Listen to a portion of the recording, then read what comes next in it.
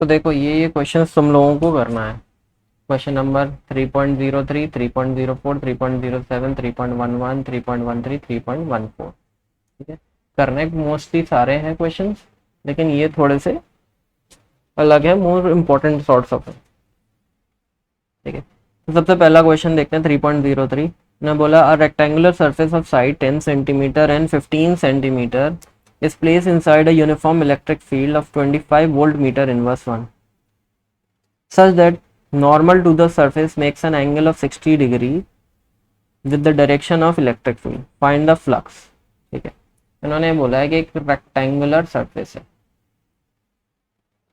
ठीक, और electric field, इसको थोड़ा सा ऐसे बना,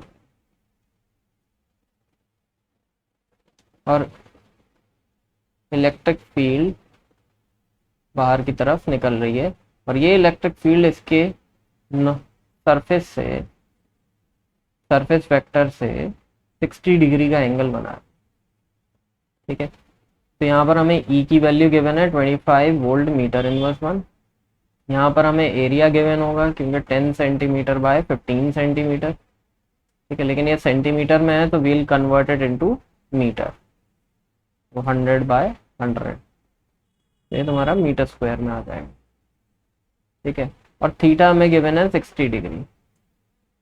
ठीक है, यहाँ तुम चाहे इसको ds फॉर्म में लिख लो, चाहे a फॉर्म में लिख लो, कि एरिया वेक्टर तुम्हारा इधर पे आ रहा है और इलेक्ट्रिक फील्ड का वेक्टर ऐसे जा रहा है। तुम्हारा फ्लक्स का सिंपल सा फॉर्मूला होता है E डॉट a। ठीक है, E is electric field, A is area vector, तो इसको हम लोग लिख सकते हैं EA cos theta, dot product. ठीक है, तो इलेक्ट्रिक फील्ड हमें गिवन है 25, एरिया हमें गिवन है 10 इंटू 15 अपॉन 100 इंटू 100, और cos थीटा यानी cos 60 डिग्री। अब बस सारी वैल्यूज हमें गिवन है 25 4 का, एक जीरो कैंसिल, 5 2 द 10, 5 3 द 15, तो 3 अपॉन 8 इंटू cos 60 की वैल्यू 1/2, तो 3 अपॉन 16 हमारा आंसर आया। लेकिन अब इसमें यूनिट्स याद रखना है तुम लोगों को। ठीक है, तो यूनिट्स हमारा याद रखना newton metre square coulomb inverse 1। ठीक,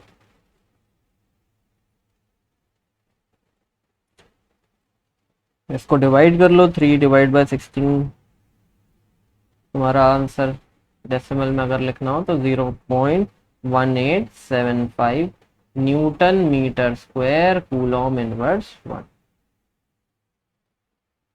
ओके,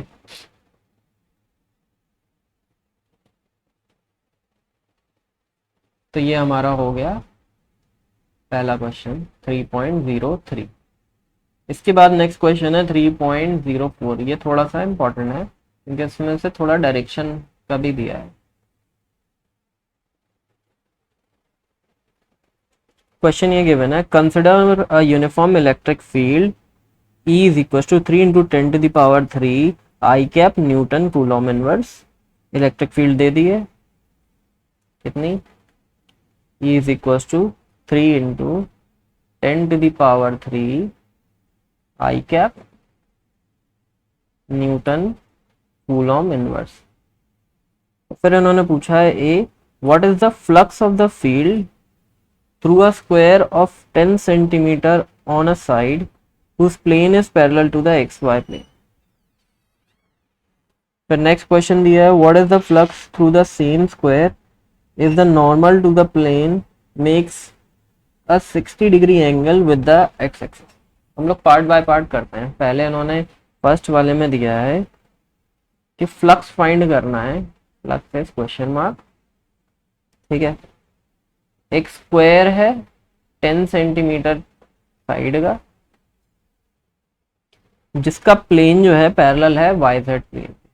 मतलब अब हमारा एक्सेस ऐसे होते हैं, ये एक्स एक्सेस हो गया, ये वाला वाई एक्सेस हो गया, और ये बाहर को जेड एक्सेस। तो इन्होंने ये बोला है कि इसका जो प्लेन है ना ये स्क्वायर जो है ये तुम्हारा वाई जेड एक्सिस पे रखा है ऐसे, ठीक। और इन्होंने ये बोला है कि इलेक्ट्रिक फील्ड पहले गिवन है कि वो आई कैप के डायरेक्शन में है, ठीक है, तो वो हमेशा परपेंडिकुलर रहेगी वाई और जेड के, तो यहां से ऐसे निकल रही होगी इलेक्ट्रिक फील्ड, ठीक है, ये सारी electric field perpendicular to Y and Z plane, तो परपेंडिकुलर है से तो हमारा एरिया वेक्टर नॉर्मली आता है, यहाँ आ जाएगा ए, और सेम तुम्हारा यहीं ई हो जाएगा, तो इन दोनों ई और ए के बीच में जो एंगल है, ई एंड ए के बीच में जो एंगल है वो क्या हो गया, दोनों सेम डायरेक्शन में है, तो theta is equal to 0 degree इस वाले केस में, ठीक है। तो फाई हमारा आ जाएगा ई डॉट ए, फिर से तो ये हो जाएगा ई ए कॉस थीटा, ई की वैल्यू गिवन है 3 इंटू 10⁻3,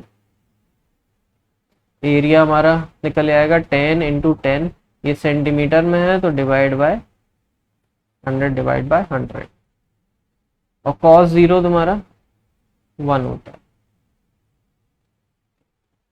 तो बस हमें सिंपल जीरोस कैंसिल करना है, एक दो यहाँ है 3 इंटू 10⁻3 डिवाइड बाय 10⁻2, तो ये आ जाएगा 3 इंटू 10 यानी 30 units newton metre square coulomb inverse 1। तो ये हमारा फ्लक्स आ गया फॉर पार्ट ए।